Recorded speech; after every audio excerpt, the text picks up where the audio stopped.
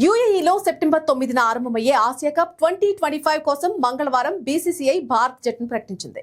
BCCI chief selector Ajit Agarkar media సమావేశంలో జట్టును ప్రకటించాడు. సూర్యకుమార్ యాదవ్ కెప్టెన్ గా కొనసాగాడు. ఇక అందరూ ఊహించినట్టే వైస్ కెప్టెన్ గా శుభ్మన్ గిల్ ఎంపికయ్యాడు. జట్టు ప్రకటన సందర్భంగా అగార్కర్ వెల్లడించిన మొదటి పేరు గిల్దే కావడం గమనార్హం. అయితే వైస్ కెప్టెన్ గా అగార్కర్ ఫస్ట్ చాయిస్ గిల్ కాదట. హెడ్ కోచ్ గౌతమ్ గంభీర్ ఎంట్రీతో చీఫ్ సెలెక్టర్ అగార్కర్ తన మనసు మార్చేసుకున్నాడని తెలుస్తోంది. మొన్నటి వరకు టీ20 వైస్ కెప్టెన్ గా అక్షర్ పటేల్ ఉన్నాడు. ఆసియా కప్ 2025 లో కూడా అతన్నే కొనసాగించాలని మేనేజ్మెంట్ భావించింది. కానీ భవిష్యత్తులో కెప్టెన్సీ బాధ్యతలు అప్పగించేందుకు గాను శుభ్మన్ గిల్ కు ఇప్పుడు వైస్ కెప్టెన్సీ అప్పగించాలని కోచ్ గౌతమ్ గంభీర్ కోరాడు. యువ ఆటగాడు గిల్ ను ఎంపిక చేస్తే భారత్ భవిష్యత్తుకు మంచిదనేటువంటి అభిప్రాయం వ్యక్తం చేశాడు. గౌతీ సూచనలు పరిగణలోకి తీసుకుని గిల్ నే వైస్ కెప్టెన్ గా ఎంపిక చేశారని ఒక న్యూస్ అయితే చక్కర్లు కొడుతోంది.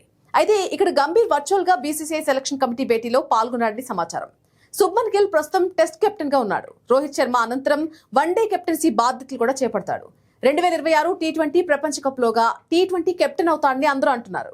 ఇప్పుడు సూర్యకుమార్ యాదవ్ బాగానే జట్టు నడిపిస్తున్నాడు కాబట్టి ఉన్న పళంగా అతన్ని తీసేయలేరు.